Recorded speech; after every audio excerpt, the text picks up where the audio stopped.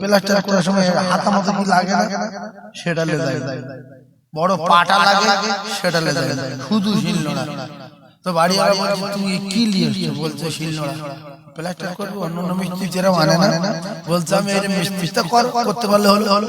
ও বাবা, সে যেখানে ছিদ্র বন্ধ করেনি, কোন জায়গায় আত্রা মুসু, কোন জায়গায় নিচু, কোন জায়গায় গর্ত, কোন জায়গায় ইট বেরিয়ে আছে, ও টাকা দেবে না, ও মার দেবে। সুতরাং মালিক যদি দুনিয়ার মালিক কোন গোলামের কাজে ডাকে, কোন মজদুরির কাজে ডাকে, ডাকার পরে কাজ যদি পছন্দ না হয়, মালিক মারও দিতে পারে এবং টাকাও দেবে না, তাড়িয়ে দেবে যেখান থেকে চল। তো আল্লাহ আমাদের মালিক, আল্লাহ যখন আমাদের কাজে ডাকে, আমরা আল্লাহর বাড়িতে যাই কাজ করতে। কাজটা কার? কাজটা কার? কাজ নামাজ পড়া, কাজ বান্দার। নামাজ পড়া কাজ বান্দার। ডাকছে কে? মালিক। কাজ কার? নামাজ পড়া কাজ বান্দার। আল্লাহ নামাজ পড়া কাজ না। তাহলে মালিক ডেকেছে কাজ করার জন্য। কাজ করব আমি আমার নিজের জন্য, কারণ ওই লোকের কাজ করছে প্লাস্টার, কিন্তু আমার ভিতরে আমার জন্য করছে, আমার বিবির জন্য, বাচ্চার জন্য, আমার জন্য। তো আল্লাহ ডেকেছে কাজে, কাজ করছে আমার জন্য।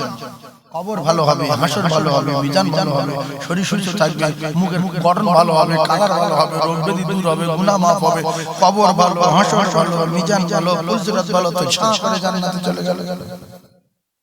এই জন্য কাজে যাওয়ার আগে যন্ত্রপাতি ঠিক যদি না করি, মালিক রেগে যাবে। ওই নামাজ ময়লা যুক্ত কাপড় হয়ে আপনার মুখে মারিবে যে আল্লাহ এর কপালে এখন আগুন দাওনি, এ তো আমার ভেঙে দিয়ে, এ তো আমার উচিত ছিল। সেই জন্য যারা মসজিদে যায়, সূরা ফাতিহা ঠিক যদি না হয়, সূরা ফাতিহা যদি ভুল হয়, তাহলে এদের নামাজ হবে না, হবে না, হবে না। Guarantee, guarantee, guarantee. আর যদি সূরা ফাতিহা ভুল হয়, একুলগুলো দুগুল গেল না, গেল না। এরপরে অনেক লোক এসব নামাজ পড়তে যায়, বেতের নামাজ পড়ে, দোয়া কুনুত জানে না, শেখারও চেষ্টা করে। কাকা দোয়া কুনুত বলো, তো জোর জবরদস্তি করে আল্লাহুম্মা ইন্না নাস্তাইনুকা ওয়া নাস্তাগফিরুকা মিনকা তাওয়াক্কালু আলাইকা নুজনি খায়র ওয়া নাকআযা বাকা মুলিক। সব পড়ে না বাদ দেয় তোর ভিডিও হাসতে মানে 3 মিনিট বুঝতে পারে।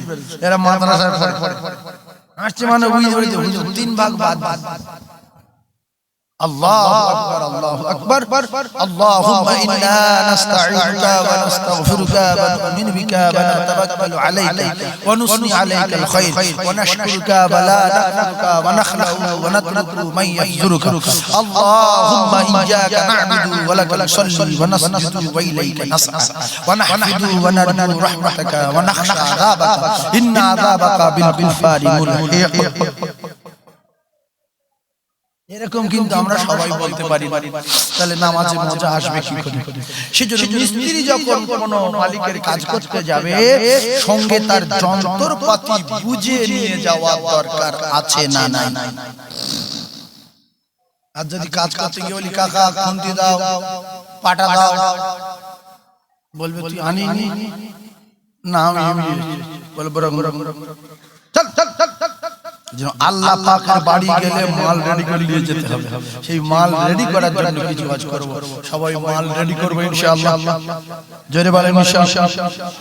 আল্লাহ আমাদের কবুল করেন, বলেন আমিন। আরেকবার জোরে বলেন আমিন। এবারে মাল রেডি কি কায়দায় করতে হয় একেবারে এক তত্ত্ব দেব। তবে একটা কঠিন কঠিন হাদিস শরীফের বর্ণনা রাসূলুল্লাহ বলেছেন, কঠিন একটা আমি ঘটনা আপনাদের শোনাবো। আচ্ছা, ইবলিস বহুত কিছু জানে না, কিন্তু খবরটা হলো মানে না, কথা ঠিক আছে? আর আল্লাহ পাক বলেছেন যে এই বেঈমান তোমাদের চরম শত্রু, আদুউম মুবিন। ইন্নাশ শাইতানা লিল ইনসানি আদুউম মুবিন। তাহলে আল্লাহ পাক ঘোষণা দিল যে ইবলিস, এই বেঈমান, এই ইনসানের চরম শত্রু। তাহলে আমাদের পৃথিবী এক নাম্বার দুশমনের নাম কি? কথা বলে বলেন ইবলিস শয়তান। এক নাম্বার দুশমনের নাম কি বাপ? ইবলিস শয়তান। যদি কোরআন বলতে লিতে সহজ হবে, গল্প বললে হয়তো সন্দেহ থাকবে যে এটা ঠিক না, কিন্তু কোরআন যদি বলছি তাহলে নিয়ে নেন। আমাদের চরম শত্রুর নাম ইবলিস, এ জায়গায় রাখলাম। ওর কাফের বলেছে কে? আল্লাহ। আল্লাহ বলে না ওয়াস্তাগফারা ওয়া কানা মিনাল কাফিরিন। কাফের ঘোষণা পেল একটাই কারণে, শুধু মাথা নত করেনি বলে। তাহলে পৃথিবীর জমিনে যা কিছু আছে সব যদি আল্লাহর রাস্তায় দান করে দেই, আল্লাহকে দিয়ে দেই, আল্লাহর সন্তুষ্ট করা যাবে না, কারণ যে জিনিসটা আল্লাহ দিচ্ছি সেটাও আল্লাহ। জমি জায়গা অনেক লোক ভাবে যে তোমার বাপের না, আপনার বাপ ন্যাংটা এসেছিল, ফির ন্যাংটা চলে গেছে নাকি বলে? কারোর বাপ কি জাইটাই পড়ে এসেছিল? মার পেটে যখন আসে যাই পড়ে আসে, এই মন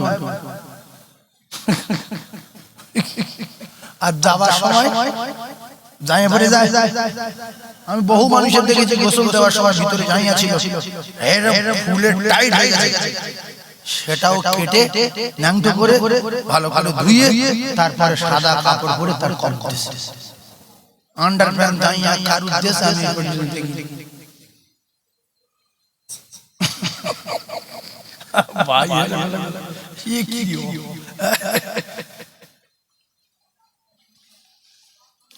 তাহলে আল্লাহকে খুশি করতে গেলে প্রথমে সিজদা দিতে হবে। প্রথম কি করতে হবে? সিজদা দিতে হবে। লক্ষ লক্ষ বছর ধরে ইবাদত করে ইবলিস শুধু মাথা নত করেনি, সিজদা দেয়নি, তাই আল্লাহ নিজে ওর কাফের ঘোষণা দিয়েছেন বেরো। এইবারে সুন্দর আলোচনা। ও কিন্তু কিছু মানুষের পরীক্ষা করে, একেবারে তত্ত্বগুলো মাথায় রাখবেন। আল্লাহর নবী দিন দুনিয়ার বাদশা হযরতে আবু হুরায়রা রাদিয়াল্লাহু তাআলা আমানতের মা পাহারা দেওয়ার জন্য আবু হুরায়রাকে বললেন, ও আবু হুরায়রা, তুমি আমানতের মাল পাহারা দাও রাতের বেলা। আল্লাহর নবী দিন দুনিয়ার বাদশার সাহাবী রাতের বেলা আমানতের মাল পাহারা দিচ্ছিলেন।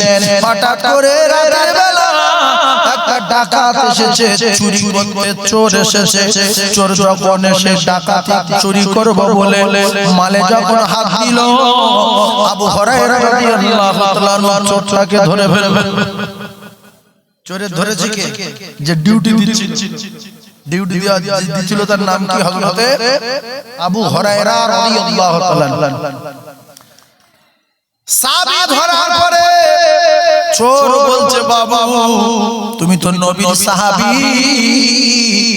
আমার দয়া করে একটু ছেড়ে দাও, কারণ আমার বাচ্চা কাচ্চা কয়েকদিন খাওয়া নাই। আমি কথা দিলাম আর জীবনে কোনোদিন আসবো না। ও ভাইরা, বাবা দিলা, আল্লাহর নবী সাহাবী দিলে দয়া হলো, চোরটাকে ছেড়ে দিল। সকাল হয়ে গেল, আল্লাহর নবী সাহাবী রাসূলুল্লাহর কাছে গিয়ে বলবেন বলে রাসূলুল্লাহর কাছে যাওয়ার সঙ্গে সঙ্গে আল্লাহর নবী বললেন, আবু হুরায়রা, রাতের বেলা যে চোর ধরেছিল তার খবর কি? আবু হুরায়রা বলেন, আমি রাসূলুল্লাহর কাছে বলবো বলে গিয়েছিলাম, কিন্তু আমার বলার আগে রাসূলুল্লাহ বলছে তার খবর কি? এ খবর পেলেন কি করে? কিতাবে লেখা, ডাকাত ছেড়ে দেওয়ার পরে আল্লাহ পাক জিবরিল আমিন পাঠিয়ে রাসূলুল্লাহকে জানিয়ে দিলেন। জীবনে বহু শুনেছেন, ঠান্ডা মাথায় তত্ত্বগুলো বোঝার চেষ্টা করবেন। এখান থেকে ওয়াজ শুরু করলাম কেন? ফার্স্টে ভাই কথাগুলো বললাম কেন? একেবারে তত্ত্ব মাথায় রাখবেন, তবে ওয়াজ সোজা নিয়ে যাওয়া দরকার। এদিক ওদিক যারা পরিমাণ বাঁকাবো না, শুধু ওয়াজ সোজা যাবে।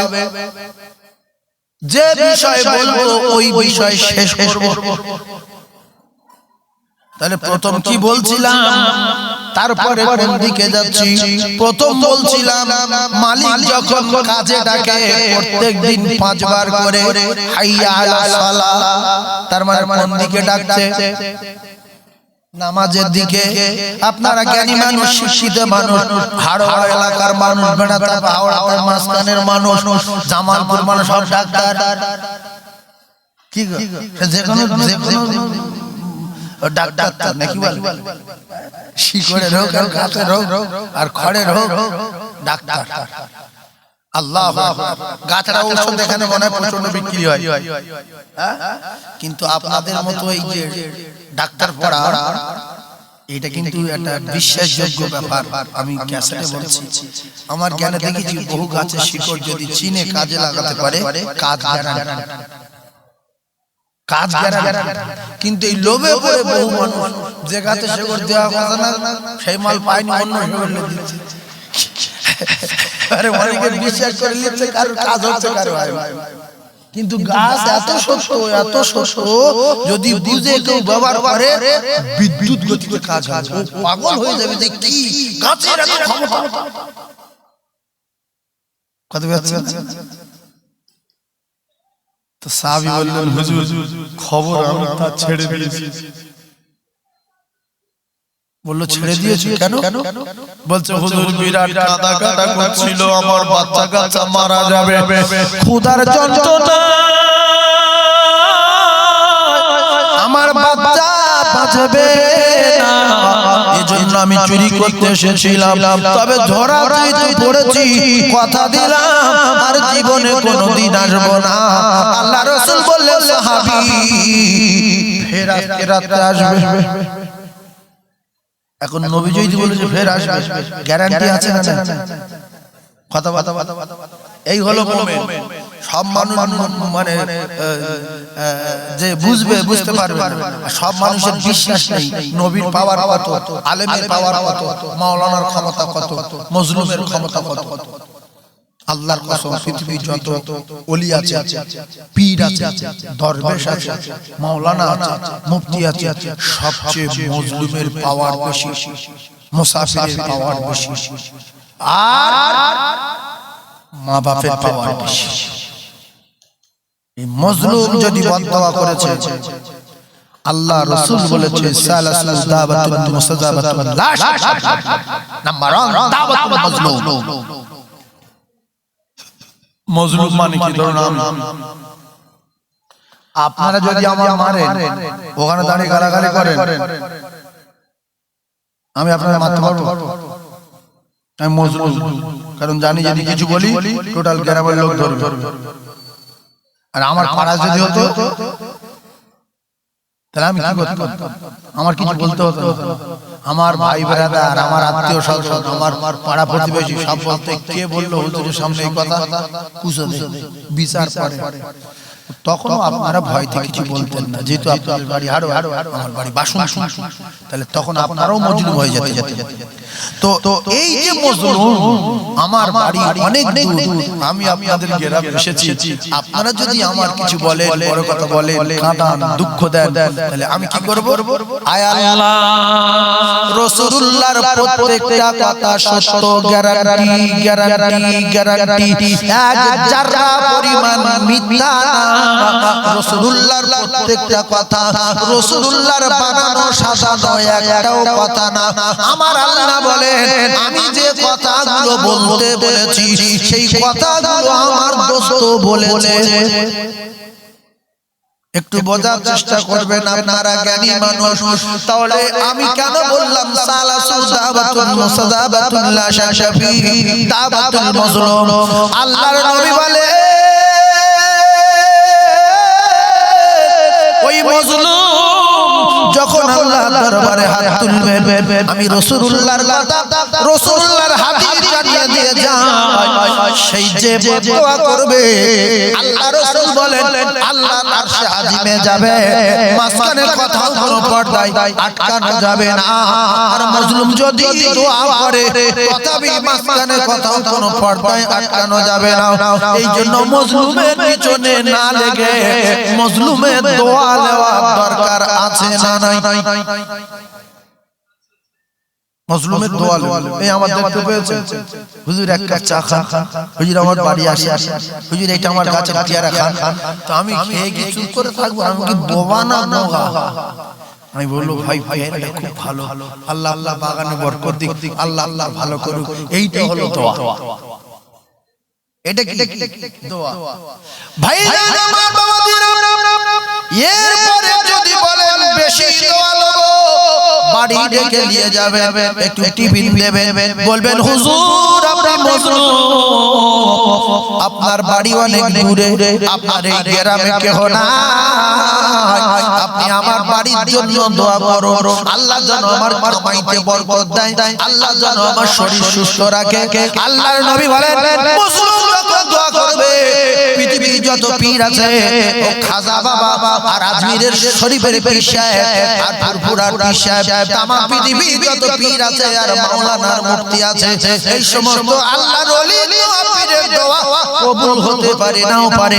রাসূল বললেন গ্যারান্টি মুসলিমের দোয়া আল্লাহ পাকের আরশে আজিমে যাবে, মাঝখানে কোথাও কোনো পর্দায় আটকানো যাবে না। সুবহানাল্লাহ। এই জন্য অসহায় লোকদেরকে ঝাঁট ঝাঁট করে বড় ছোট কথা বলবেন না, গালাগালি দেবেন না, মারতে যাবেন না। হয়তো বিদেশে একটা ফকির এসে গেছে, আপনার ক্ষমতা আছে, বিরাট এলাকার মানে অনেক টাকার মালিক, ফকিরটার বলছেন এই চল চল চল, ফকির চলে যাবে, কিচ্ছু বলবে না, কাঁদতে কাঁদতে যাবে, বলবে আল্লাহ ওর জবান যেন বন্ধ হয়ে যায়, পৃথিবীর কোনো ডাক্তারে যেন সারাতে না পারে, বাস আপনার জবান বন্ধ যদি না হয় রাসূলের হাদিস মিথ্যা হয়ে যাবে। রাসূলের প্রত্যেকটা কথা সত্য না মিথ্যা? জবান বন্ধ হবে, আজ নয় দুদিন পরে, এরপরে কলিজা টুকরা ভাইরা দাওয়াতুল মাজলুম তিনজনের দোয়া কবুল হয়। একটার উপরে একটুখানি বলছি, তারপরে দ্বিতীয় নম্বরে টাচ করব, 3 নম্বরে টাচ করে ছেড়ে দেব। ঠান্ডা মাথায় তত্ত্ব বোঝার চেষ্টা করুন দাওয়াতুল মাজলুম, কারণ এই কাছেটা পুরো পৃথিবী মায় ছুটবে, আজ থেকে ছুটছে আর কিয়ামত পর্যন্ত ছুটবে। ঠান্ডা মাথায় তত্ত্বগুলো বোঝে, আজ না হয় আপনার যখন জবান বন্ধ হয়ে গেল, কিংবা বললো বংশ ধ্বংস করে দাও, ছেলের রোগ, স্ত্রীর রোগ, বাপের রোগ, মেয়ের রোগ, জমি বিক্রি হচ্ছে, বিল্ডিং বিক্রি, দোকান বিক্রি, নিজে ঠ্যাং ভেঙে গেছে, পেরেশানে পেরেশানে শেষ বেলা বিক্রির মতো হয়ে গেছে। এরপরে আপনি কি করলেন? আপনি এবারে ফুরফুরা গেলেন, আজমির শরীফে গেলেন, তামাম পৃথিবী যত আলেম আছে সবার ডাকলেন, বাড়িতে দোয়া করার জন্য 1,500 কোরআন খতম করেছেন, 1.5 কোটি মাওলানা মাদ্রাসা ছেলেদের ডেকেছেন। কোন পীর, কোন মৌলবি, কোন ওলি দোয়া কবুল হবে না, গ্যারান্টি গ্যারান্টি গ্যারান্টি। প্রত্যেকদিন যদি 500 করে কোরআন খতম করো, তোমার কপালে আগুন লেগে গেছে, আগুন কোনদিন নেভানো যাবে না। তাহলে বলেন হুজুর নিভবে কি করে? যদি মদিনায় যেতে পারেন, আল্লাহ রাসূলের রওজা জিয়ারত করার সময় যদি কাঁদেন, হবে না। মাকাম ইব্রাহিমে দোয়া কবুল হয়, হবে না। হাতিমে দোয়া কবুল হয়, হবে না। এরপরে সাফা ওয়াল মারওয়া, 2 পাহাড়ে দোয়া কবুল হয়, হবে না। সাবালা রহমতে দোয়া কবুল হবে না, কারণ যার কাটিয়ে দিয়েছো সে যদি ক্ষমা না দেয়, পৃথিবীর কেউ ক্ষমা করে দিতে পারবে না। তুমি আব্দুর রহিমের বাপের মেরে ফুরফুরা ডেকে নিয়েছো, ক্ষমা চাইছো, হুজুর আব্দুর রহিমের বাপের মেরেছে, তুমি ওটি দোয়া করো, আল্লাহ যেন ক্ষমা করে দেয়, হবে? এখানে ফকির ঢুকে মদিনায় গেছে, বলছে আল্লাহ ফকির তো মেরেছে, তুমি দেখেছো, তার ক্ষমা করে দাও। আল্লাহ বলছে ফকির যদি ক্ষমা দেয় আমি ক্ষমা দেব, নাহলে তোর কপাল ব্যাং। গ্রামের লোকের ঠাই মিলাদ দিচ্ছে, গ্রামের লোকের দুঃখ দিয়েছে, মুসলিমের দুঃখ দিয়েছে, ব্যথা দিয়েছে, দিয়ে 150 মাসের ছেলের দোয়া কি হবে না, বেকার কেউ খেলাতে পারবে না। জমি বিক্রি করা যদি বন্ধ করতে চান, বিল্ডিং বিক্রি করা যদি বন্ধ করতে চান, তাহলে লোকজন লাগিয়ে সেই ফকির কোথায় আছে খোঁজেন, যদি 1 বছর লাগে সেই মজলুম কোথায় আছে খোঁজেন, খুঁজে খুঁজে যদি তারে পান, বংশ শুধু হাতে পায়ে ধরে তার বাড়ি খাইয়ে বিদায় করে তার কাছে ক্ষমা চান, সে যদি ক্ষমা দেয় তবে আল্লাহ ক্ষমা দেবে।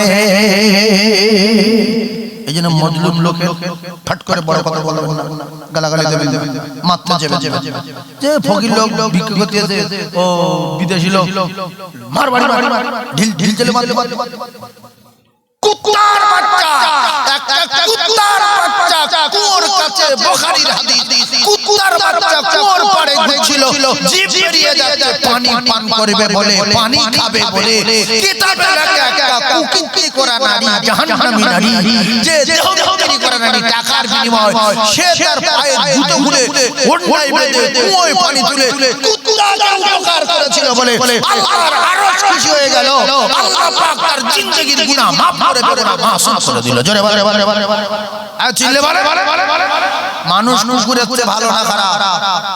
কথা বলে ভালো। তাহলে আল্লাহ পাক বলেন উখরিজাতিন নাস কুনতুম খায়রা উম্মাতিন উখরিজাতিন নাস, মানুষ যদি মানুষের উপকার করি, ভালো করি, তাহলে আল্লাহ আরো খুশি হবে না হবে? কেন কোথায় কুকুর আর কোথায় মানুষ, আসমান জমিন তার চেয়ে আরো ভেড়া। কারণ সরগর বেঁচে থাকবে মানুষ যতদিন থাকবে, যেদিন মানুষ থাকবে না কুকুর একটাও থাকবে না। আল্লাহ বলছে আসমান ভেঙে জমিনে ফেলে কপালে ব্যাং দেখাবো, ওয়াইদাল কাওয়াকিব ইনতাসারাত, সূর্যের চেয়ে লক্ষ লক্ষ গুণ বড় তারকাগুলি আমি আল্লাহ পাক জমিনে ফেলে দেব, ওয়াইদাল বিহার ফুজিরাত, तमाम পৃথিবীর কোন সাগরে এক জারজার পানি রাখবে না। খাও পানি দিচ্ছে, খাও খাচ্ছি, বাঁশ দিতে পানি পাচ্ছি। তোমার দাদু কি আগে ফিল্টার মেশিনে ব্যবসা করতো? মাটির তলায় ফিল্টার করে পানি রেখে দিয়েছে, তুমি তুলে খাও। মাটির তলায় পানি ফিল্টার করেছে কে? ও বাবু, ও বেগলা, এখানে তুমি একটা অন্যরকম লোক এসো, আরে উপরে এসো, এতগুলো জায়গা আসেন, উঠে আসে, এ বাবু তুমি দাঁড়িয়ে এসো, এসো তুমি কেন ওয়াজ ভালো লাগছে না? তুমি ভিতরে বসে শোনো, ভালো লাগবে। বাবা কিছু কিছু ছেলে ওয়াজ চেক করে, ভালো লাগলে যাবো, নাইলে আমি 2 মিনিট বুঝে নেবো কি বলতে চাচ্ছি। চেক যদি করতে হয় বিশ্বাস করুন, এখানে বসে চেক করতে হবে। ঘরে বসে বসে শুধু বিভিন্ন রকম গল্প বলবে আর লাস্ট বলে ওয়াজ কেমন ভালো হয় মানুষ। আর কিছু লোক বলছে তুই মানুষ না কি ভালো হয় না, হ্যাঁ তুই কোথায় ছিলিস?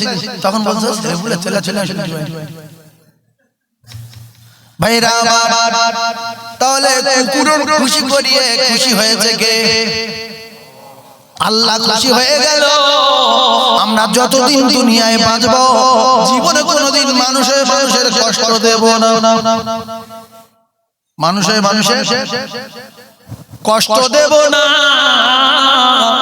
কারণ দাওয়াতুল মাজলুমে তোমার বংশ ধ্বংস হয়ে যাবে যদি মজলুম বদদোয়া করে।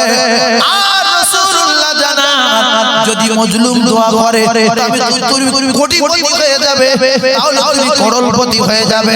মজলুমের দোয়া আল্লাহর দরবারে সরাসরি কবুল হয়ে যাবে। এই পর্যন্ত রাখবো না, আর একটুখানি এগিয়ে যাই। পৃথিবীর জমিনে যত ঘর বাড়ি আছে সবচেয়ে দামি ঘর হলো মসজিদ ঘর। দামি ঘর কি ঘর? মসজিদ ঘর।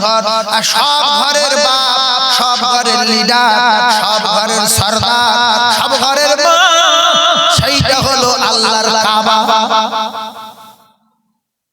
সব মসজিদ কোন দিকে মুখ? কাবার দিকে। পশ্চিম কিছু না বাবা, আমরা যে কাবার দিকে, আর কাবাটা আমাদের কিবলা। قد نرى تقلب وجهك في السماء فلنولينك قبلة ترضاها فول وجهك شطر المسجد الحرام। এটা আল্লাহ পাকের বিধান যে রাসূল তুমি ঘুরে যাও কোথায়? কোন দিকে? মসজিদুল হারামের দিকে কিবলা। আমি আল্লাহ পরিবর্তন করে দিলাম। সুবহানাল্লাহ। এখন ওই কাবা ঘর গেঁথেছে যিনি, তিনি হলেন হেড মিস্ত্রি আল্লাহর নবী ইব্রাহিম খলিলুল্লাহ, জোগাড় মিস্ত্রি ইসমাইল জবিউল্লাহ, আর একটা শক্তিশালী জোগাড় মিস্ত্রি, কখনো লবণ, কখনো সাফা, কখনো বিভিন্ন পাহাড় থেকে, আর একটা শক্তিশালী মিস্ত্রি, তিনি হলেন জিবরিল আলাইহিস সালাতু ওয়াস সালাম, তিনি হলেন জোগাড় মিস্ত্রি। এই মিস্ত্রি পাথর সংগ্রহ করে হেড মিস্ত্রির কাছে দিয়েছে। হেড মিস্ত্রি তখন সিঁড়ি ছিল না, মই ছিল না বলে আল্লাহ জান্নাত থেকে একটা সিঁড়ি পাঠিয়ে দিয়েছিল। ওই সিঁড়িটার নাম ওয়াত্তাখিযু মিন মাকামি ইব্রাহিম মুসাল্লা। সুবহানাল্লাহ। তাহলে সিঁড়ি পাঠালো কে? আল্লাহ। এই সিঁড়ি ছোট সিঁড়ি, এই এতটা মতো উঁচু, এরকম গোলাকার। এখন ওই সিঁড়ি যেই পা দিতে সঙ্গে সঙ্গে এতটা পা ঢুকে গেছে, পাথরে পা ঢুকে গেছে। আল্লাহু আকবার। এখন গিয়ে দেখবেন সেই পাথরে পা ঢোকা আছে, এক হাত খাল খাল খাল। যে পাথর উঠে ভাবছে সেই কোনটা নিচু আছে, ওখানে যাবো, চা করে পাথর চলে যাচ্ছে, ওখানে যাবো, চা করে পাথর চলে যাচ্ছে, এই পারে যেতে হবে, চা করে চলে আসছে। পাথরে যা বলছে, পাথর কথা শুনছে, এক ফুট নিচু নিচু হয়ে গেল, এক হাত উঁচু এক হাত উঁচু হয়ে গেল। কথা শোনা পাথর, জ্যান্ত পাথর, জীবিত পাথর আল্লাহ জান্নাত থেকে পাঠিয়েছিল। সেই পাথরের সহযোগিতায় আল্লাহর কাবা ঘর গাঁথলেন ইব্রাহিম খলিলুল্লাহ। জোরে বলে সেই পাথরটা তারপরে জান্নাতে চলে গেছে, ফেরেশতারা নিয়ে গেছে না, দুনিয়া রেখে গেছে। সেই পাথরটা কাবা ঘরের সামনে দেখবেন। আমি আপনাদের জন্য দোয়া চাচ্ছি, আল্লাহ যেন আপনাদের প্রত্যেকের মৃত্যুর আগে একবার আল্লাহর কাবা করবার মতো তৌফিক দেন। বলেন আমিন। জোরে বলেন আল্লাহু আকবার। কিছু লোক আমি বলছে না, তার মানে জিন্দেগি যাবে না। কেন লোক যদি আমিন বলি ফট করে যদি কবুল হয়ে যায়, বিশ্বাস করুন লোক সংখ্যা যত বেশি দোয়া কবুল হওয়ার সম্ভাবনা তত। কারণ এর ভিতরে সব বিয়ারা আল্লাহর মাহবুব বান্দা রয়েছে। ওই পাথরটা আল্লাহর কাবা ঘরের সামনে, কাবা ঘরের দরজার সামনে কাঁচ দিয়ে ঘেরা আছে। আল্লাহর বিধান হলো কিয়ামত পর্যন্ত আমার বান্দা বান্দীরা যারা কাবা তওয়াফ করবে, পাক খাবে, 7 বার পাক খাওয়ার পরে আমি আল্লাহ পাকের বিধান ওই মাকাম ইব্রাহিমের কাছে যেতে হবে। আর ওই মাকাম ইব্রাহিম পাথরের কাছে গিয়ে 2 রাকাত নামাজ আদায় করবে, দরবার ইলাহিতে দোয়া কবুল হয়ে যাবে।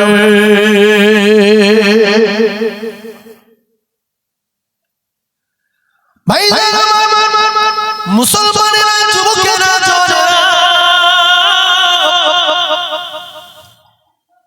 ওই কাবা ঘর আল্লাহর ঘর, আল্লাহর অর্ডারে জান্নাতি পাথরের সহযোগিতায় গাঁথা। জোগাড়ে মিস্ত্রির নাম কি? হেড মিস্ত্রি, যেটা জোগাড়ে শক্তিশালী মিস্ত্রি। এই কইছি, এই শক্তিশালী জোগাড়ে মিস্ত্রির নাম কি? বল বল। ইব্রাহিম জিবরাইল আলাইহিস সালাম, জিবরাইল আলাইহিস সালাম। আর হেড মিস্ত্রি ইব্রাহিম আলাইহিস সালাম। বলেন সুবহানাল্লাহ। আর টুকটাক পাথরটা ধুড়ি ধুড়ি তার নাম ইসমাইল জবিউল্লাহ। আল্লাহু আকবার। এখন এই ঘরটার গায়ে আর একটা পাথর আল্লাহ পাক ফেরেশতাদের দিয়ে পাঠিয়েছিলেন। সেই পাথরটা লাগানো হয়েছে সোমবার। সোমবার বিশ্বনবী এসেছেন। সোমবার বিশ্বনবী প্রথম হিজরত করলেন মদিনায়। সোমবার মদিনায় পৌঁছে গেলে সোমবার। আর বিশ্বনবী দুনিয়া ছেড়ে বিদায় নিলেন যেদিনে, সেদিনটাও ছিল সোমবার। তাহলে বিশ্বনবী দুনিয়া আসলেন কিবার? সোমবার। আল্লাহর কাবার গায়ে পাথর লাগানো হয়েছে হাজরে আসওয়াদ কিবার? সোমবার। নবী মক্কা ছেড়ে প্রথম হিজরত করলেন মদিনায় কিবার? সম্ভব। নবী মদিনায় পৌঁছালেন কিবার? সম্ভব। নবী ইন্তেকাল করলেন কিবার? আজি এই দিনে রাসূল এলো আর এই দিনে বিদায় নিল আজি